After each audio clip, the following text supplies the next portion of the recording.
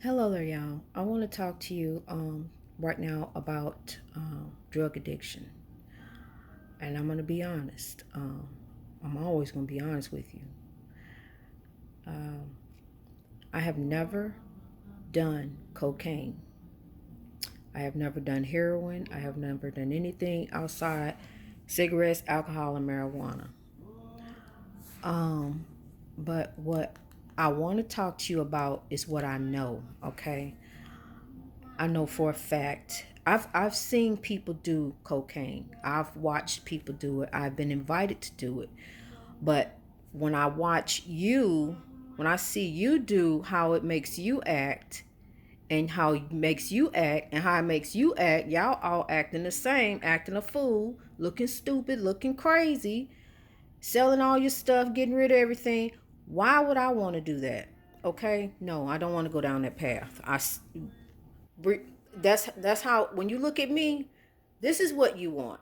You don't want that. You want the glow. You want the gifts from God. You want the spiritual voices, the good voices listening to you. That's what you want. Okay, this is what I'm wanting to talk to you about. Where I'm being led to speak on. Okay, you have a favorite aunt or uncle that you love. It might be a sister or brother who is struggling with cocaine. They are struggling with a severe drug addiction, and you know this person is smart. They got good intentions. They are loved because we are an African American people. We are love is in us. That's what we are. We love. Okay, you love this person so much, and you look out for them, and you. But I'm gonna tell you how to help that person. Not by setting them up with these little jobs to give them $10, $20 to put in their pocket. No, that's not how you help them. How you help them is you look them in the eye because you know genuinely they want to change their life, but don't know how, don't have the tools to do it. I'm going to tell you how to do it. Look them in the eye and say, Uncle Joe, Aunt Martha, whoever it is, I know you want to do this. And all you got to do is do it. All you have to do is say, I'm done. Not after the next one. Not after I finish this. Let me go see what Joe say. Let me go see what Al doing. All you got to do is say, I'm done with that life. No, man, I'm done. They say people, places, and things. You got to leave town. You got to get out of state. You ain't got to go nowhere because it's everywhere. So, what you have to do is change you. It's not people, places, and things because it's always going to be people, places, and things. My husband left it alone and left it alone just like that. He said, I was done and I'm tired. He reached rock bottom and he left it alone and ain't looked back in over 20 some years. Ain't looked back. And then been around his friends who drink, smoke, do still doing crack. Some in the hospital, some gone. So it's you don't need the 12-step program. You don't need NA. You don't need any of that. All you need is this and him and them, our ancestors. Because you pray to your ancestors, say, my dear ancestors, I am done leading this horrible lifestyle. I want to change my life. Please go to God on my behalf and change my life. I'm done with this. And then you don't pick it up no more. Now, they say people in place and things, you get triggered. Oh, my Lord, have mercy. You get triggered everywhere you go. When you ride down the street, there's a liquor store.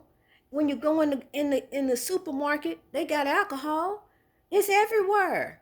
What you gonna do? Run and hide in the closet for the rest of your life? Go live in a cave? It's everywhere. People, places, and things. You can't get away from it. You don't need to go sit up in no. I mean, you can for support if that's what you want to do, but the little nephew, little niece, little sister, little brother, whoever it is I'm talking to, Go to that person and tell them all you need to do, or if it's you, say all you need to do, I'm done. Leave it alone. Don't finish after this pack. Don't finish after that next cigarette. Don't finish after that next hit. Just say I'm done. You don't need the NA program. You don't need the 12-step program. I can guide you through it as long as you are serious about leaving it alone, because all it's just a mind thing. That's all it is. It's a mind. It's here. It's your mind. Don't let anybody trick you and say, well, you got to go and check into the program. You got to go to rehab. You got to go here. You got to leave. You can't be around. You got to isolate yourself. You do not have to do any of those things. You know what? Like I told you, my husband defeated it 20 years ago. But look at this COVID for a minute. Look at COVID. COVID, we can't go anywhere. We're stuck. We can't go to church. You can't go to church and pay your tithes. So what you gonna do? You ain't gonna make it to heaven. The pastor say, if I don't pay my tithes, if I'm not there on the deacon board, if I ain't there singing in the praise and worship team, if I ain't there ushering in the people, if I ain't there to pass the collection plate, I'm not gonna make it. You can't go to church. That's not how you get to church. That's not how you get the glory. That's not how you get the glory. You get the glory through your heart, and being sincere with God. That's how you get to glory. And how you live your life in honor to God, how you treat other people, what you do for other people. Instead of taking that money and enriching a pastor, go help somebody who need it. I'm not saying feed into somebody's drug addiction, but help somebody who need it. Grab that uncle or that auntie who is struggling with that drug addiction. Grab them and hold them and tell them, I love you, I got you. Every day, call them and support them. Be there for them. We're going to get through this. You don't need that. You need God. And watch how they grow. Right now, my husband and I, we are in a beautiful place. He don't even know I'm making these videos, but I just feel compelled to talk about all these different subjects that are affecting us. But I can tell you my life and his life are a testimony, because he left the drugs alone a long time ago, and now he has so much. We're not rich, but we don't want for anything. God, we are taken care of. We have so much, and he just sits back in awe of his life, because at one time he was at rock bottom. He was on the floor, and so was I. I had lost everything. When I went to jail, I lost my children. I lost control of everything. But the Lord had to put me there in a quiet place so he can talk to me and I can listen, and he could begin this process, because this process that I've been on has been years, but it don't take years. It really don't. But it took me, because I'm hard-headed, so it took me a long time to listen, and a long time to begin to listen to God and hear what God is trying to tell me. So my testimony, and this man makes a beautiful gospel song called My Testimony, and the words should sound like they were written for me. But my testimony and my husband's testimony, I'm trying to help you. I want to help our community. It hurts me, it pains me to see where I grew up, blight and destruction, and what the drugs have done. Because you know what happened when they couldn't really keep us enslaved anymore, then they went and created something that enslaved us up here in our mind. They enslave us with this right here, with drinking, and with the cocaine, and with the drugs. They push that in the neighborhood. You think they can't stop these drugs from coming in these neighborhoods? Of course they can. They don't want to. And young man or a young woman who's out there who is feeding the drugs into the community, I want to reach out to you too, because what you're doing is helping to oppress your people.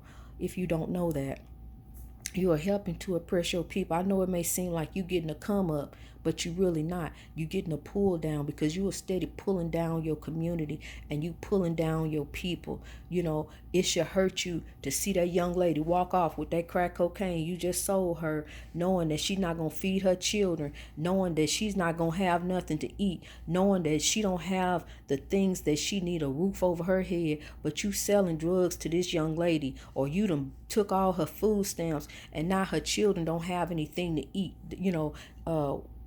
But you got a house, you got a deep freezer full, a refrigerator full, you got enough to buy groceries for, whoever, but you done took away from these children. You should be ashamed of yourself. And I'm talking to you, if the shoe fit, you got to change.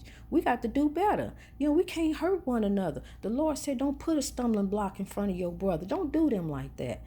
So we all got a past, but our past is what helps us to become who we are today. So when we go through suffering, the suffering that we go through, that suffering, it causes perseverance. It makes you keep on because you've been suffering and you just know it's going to get better. That perseverance begins to build up that character, begins to make you rise up and to be, becoming the person that you need to be. That suffering that made you strong. And then through that character comes that hope, that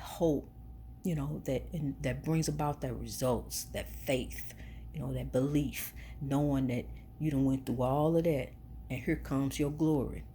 And I can help you get that glory through my words, through my speak, through my teachings, through my ministry. I can help you get that glory. I'm not out for anything but to build up my communities and see my people do well. All right. Till next time, y'all take care. I love you. Love one another. Do something good for one another. Do something kind for one another. Say something nice to one another. Let's build one another up. All right, I love you.